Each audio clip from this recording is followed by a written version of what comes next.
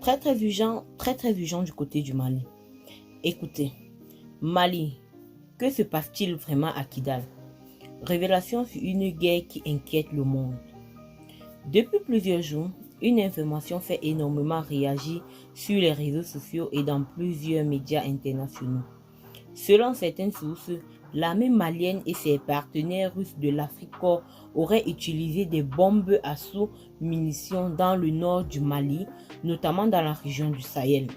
Une accusation très grave qui relance encore une fois le débat autour de la sécurité, de la guerre contre les groupes armés et de la protection des populations civiles du Sahel. Mais alors, que se passe-t-il réellement au Mali?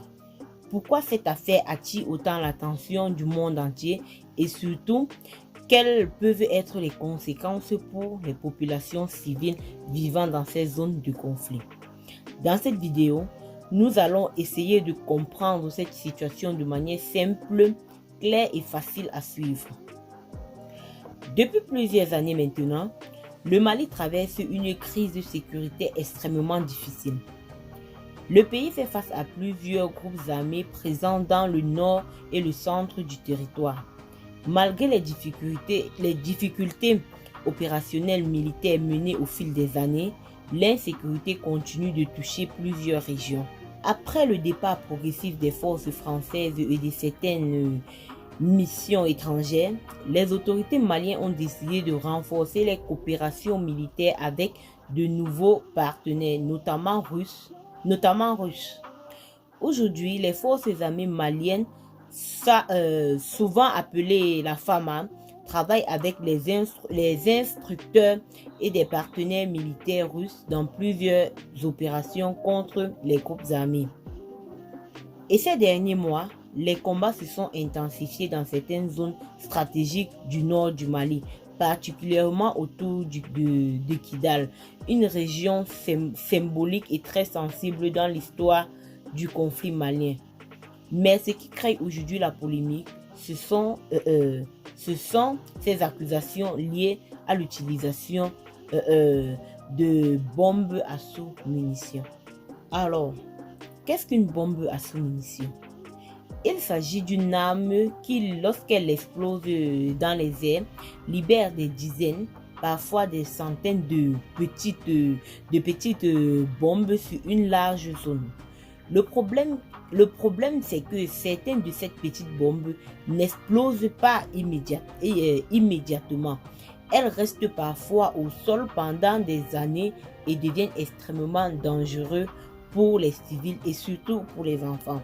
Vraiment, les amis, c'est terrible, c'est grave.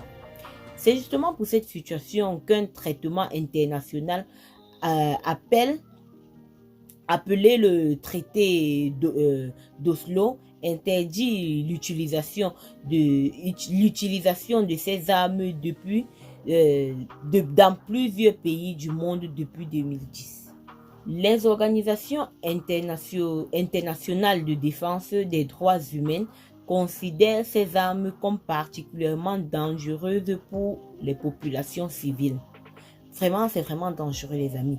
Une bombe que quand elle est jetée dans l'air, elle reste au sol des années et des années. Vraiment, c'est dangereux. On a raison d'interdire cela depuis des années. Cependant, plusieurs pays du monde continuent malgré tout d'être accusés d'utiliser ce type d'armement dans certaines guerres. Dans le cas du Mali, certaines ONG et certains médias affirment que ces armes auraient récemment été utilisées dans le nord du pays. Jusqu'à présent, les autorités maliennes n'ont pas toujours confirmé ces accusations, tandis que plusieurs soutiens du gouvernement dénoncent ce qu'ils considèrent comme des campagnes de désinformation contre le Mali. Et c'est justement là que le sujet devient très sensible. Car aujourd'hui, le Mali est au cœur de nombreuses tensions géopolitiques.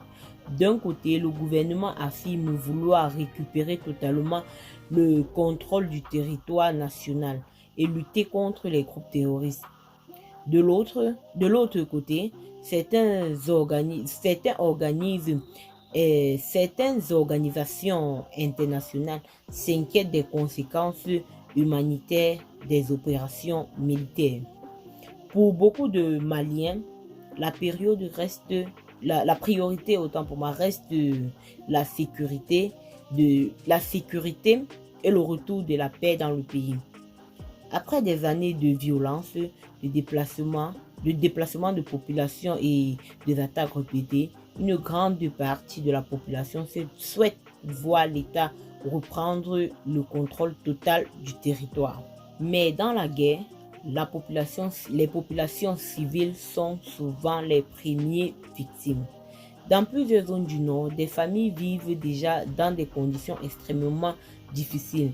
Certains ont fui leur village, d'autres manquent de nourriture, d'eau et de soins médicaux. Et lorsque les combats s'intensifient, la peur grandit encore davantage. Aujourd'hui, plusieurs observateurs craignent que cette nouvelle polémique autour des bombes à sous-munitions augmente encore des tensions entre le Mali et certains acteurs internationaux. Sur les réseaux sociaux, les réactions sont très divisées. Certains internautes soutiennent fermement l'armée malienne et estiment que le pays doit utiliser tous les moyens possibles pour combattre les groupes armés. D'autres, au contraire, demandent davantage la protection pour les civils et réclament des enquêtes indépendantes. Une chose est sûre, cette affaire montre encore une fois à quel point la situation du Sahel reste complexe. Le Mali se trouve dans une période historique importante. Le pays cherche à renforcer sa souveraineté et reconstruire son armée et à reprendre le contrôle total de son territoire. Mais en même temps, les défis sécuritaires restent énormes. Et pendant que les débats continuent au niveau international, ce sont surtout des populations locales qui espèrent une seule chose, retrouver enfin la paix.